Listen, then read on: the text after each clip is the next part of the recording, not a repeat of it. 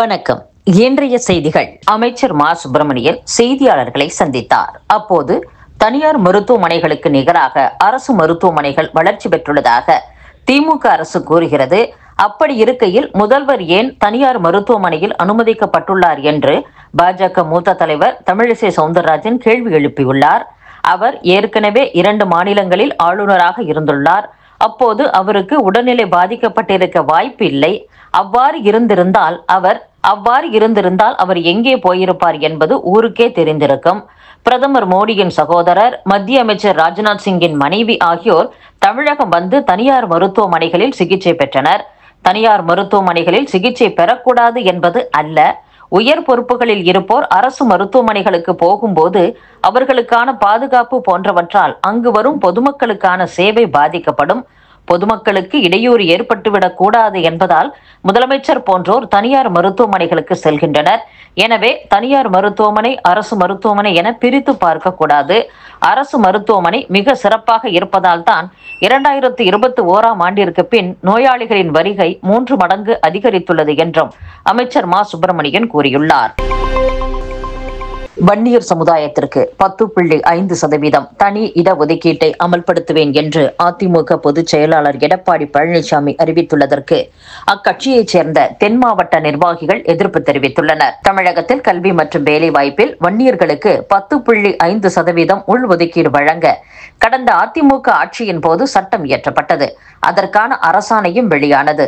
ஆனால் அதை எதிர்த்து நீதிமன்றத்தில் வழக்குகள் தொடரப்பட்டன. இதையடுத்து வன்னியர்களுக்கான உள் இடஒதுக்கீடு கொடுப்பதற்கு மத்திய அரசு அனுமதி தேவையில்லை, மாநில அரசே தனக்கு இருக்கும் அதிகாரத்தை பயன்படுத்தி இடஒதுக்கீடு வழங்கலாம் என உச்சநீதிமன்றம் தீர்ப்பு வழங்கியது.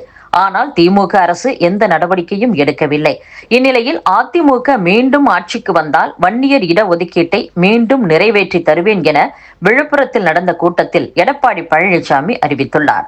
அவரது இந்த அறிவிப்பு தென் மாவட்டங்களில் உள்ள முக்குளத்தூர் சமுதாயத்தைச் சேர்ந்த அதிமுக நிர்வாகிகளுக்கு அதிருப்தியை அளித்துள்ளது. மேலும் முக்குளத்தூர் கூட்டமைப்பின் சார்பில் கண்டன போஸ்டர்கள் தென் மாவட்டங்களில் ஒட்டப்பட்டுள்ளன.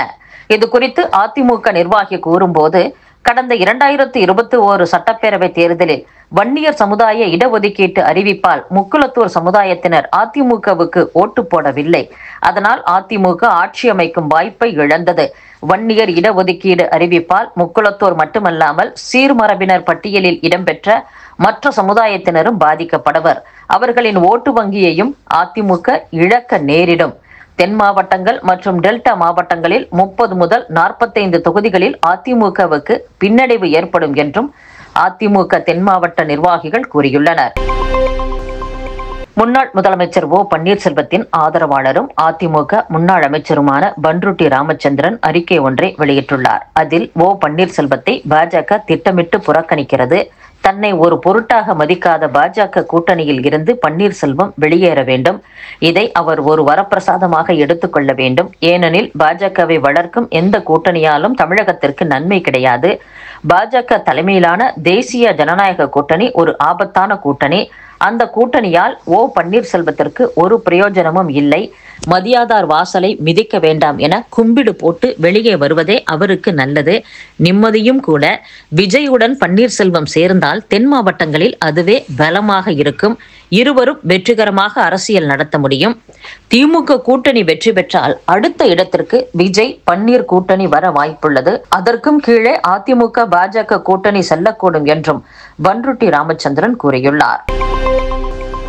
தமிழகத்தில் முதலமைச்சர் கட்டுப்பாட்டில் காவல்துறை இயங்குகிறதா என்ற சந்தேகம் எழுந்துள்ளது என்று காஞ்சிபுரத்தில் தன்னுடைய நடைப்பயணத்தின் போது பாமக தலைவர் அன்புமணி ராமதாஸ் பேசியுள்ளார். மேலும், கேட்பது மக்கள் உரிமை, அதை செய்து கொடுக்க வேண்டியது ஒவ்வொரு அரசின் கடமை. முதலில் மக்கள் தங்களுடைய உரிமை எதெல்லாம் என்பதை புரிந்து கொள்ள வேண்டும். அரசியலமைப்பு நமக்கு கொடுத்துள்ள அடிப்படை உரிமைகள் பல. அது ஏழை மக்களுக்கு கிடைக்காமல் உள்ளது. அடிப்படை உரிமைகள் என்ன என்பதை விளக்கவும் அதை பெறுவது எப்படி என்பதை விளக்கவுமே தமிழகம் முழுவதும் நடைப்பயணம் செல்கிறேன். இதை செய்கிறோம் அதை செய்கிறோம் என தேர்தல் நேரத்தில் வாக்குறுதி கொடுத்து ஆட்சிக்கு வந்த திமுக தற்போது எதையும் செய்து கொடுக்கவில்லை.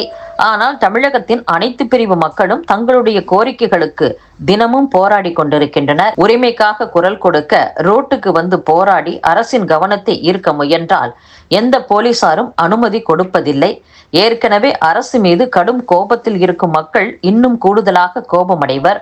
தமிழகத்தில் கஞ்சா, அபின் உள்ளிட்ட போதைப் பொருட்கள் தங்குதடையின்றி கிடைக்கின்றன. பள்ளி, கல்லூரி வாசல்களில் தாராளமாக விற்பனை செய்யப்படுகிறது என்றும் இதையெல்லாம் சரி செய்ய வேண்டிய முதலமைச்சர் ஸ்டாலின் இது குறித்து எதுவுமே தெரியாமல் ஆட்சி செய்து கொண்டிருக்கிறார்.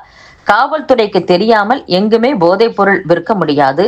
ஓரிரு இடங்களில் போதைப் பொருள் விற்பனையாளர்களை போலீசார் பிடித்தாலும் உடனே போன் செய்து அவர்களை திமுக நிர்வாகிகள் விடுவிக்க சொல்கின்றனர். திமுகவில் முக்கிய பொறுப்பில் இருந்த ஜாஃபர் சாதிக் மிகப்பெரிய போதைப் பொருள் கடத்தல்காரர் என மத்திய போதைப் பொருள் தடுப்பு பிரிவு போலீசார் கைது செய்தனர் என்றும் அவர் மட்டுமே 3000 கோடி ரூபாய்க்கு போதைப் பொருள் விற்றதாக கைது செய்யப்பட்டார். அதனால் தமிழகத்திற்கு திமுக வேண்டாம், திமுகவுக்கு ஓட்டளித்து மீண்டும் ஒரு தவறுக்கு வித்திட்டுவிடக் கூடாது என்றும் அன்புமணி ராமதாஸ் பேசியுள்ளார். அடுத்த நியூஸ். நான் 35 ஆண்டுகளாக அரசியலில் இருக்கிறேன், எனக்கு முதல்வராகும் தகுதி இல்லையா என்று விடுதலை சிறுத்தைகள் கட்சி தலைவர் திருமாவளவன் கூறியுள்ளார். இந்து மதத்தை மட்டுமே நான் விமர்சிப்பதாக கூறுகின்றனர். அதை பாஜக, RSS மற்றும் ஹிந்து அமைப்புகள் சுய விமர்சனமாக பார்க்காதது ஏன்? இந்து மதம் சகோதரத்துவமாக இல்லை. திமுக, காங்கிரஸ், VCK மற்றும் கம்யூனிஸ்டுகள் அனைவரும் மத சார்பின்மை கொள்கையில் உறுதியாக இருக்கிறோம். காங்கிரசுடன் VCKவுக்கு வேறுபாடு இருந்தாலும் இந்த கொள்கையில் ஒன்றாக இருக்கிறோம். பாஜகவை உடன் வைத்துக் கொண்டு தமிழகத்தை காப்போம், மக்களை மீட்போம் என அதிமுக பொதுச் செயலாளர் எடப்பாடி பழனிசாமி கூறுகிறார். தற்போது புதிதாக நடைப்பயணம் கிளம்பியவர்கள் கூட பாஜகவை ஆதரிப்பவர்கள்தான். எதிரிகளை தனியாகவே திமுக சந்திக்கும். திருமாவளவன் போன்றவர்கள் ஆதரவு தேவையில்லை. பழனிசாமி என்னை அழைத்ததாக நான் கூறினேனா? துணை முதல்வர் பதவி தருவதாக அழைக்கின்றனர். அப்படியென்றால் முதல்வர் பதவிக்கு நான் தகுதி இல்லாதவனா?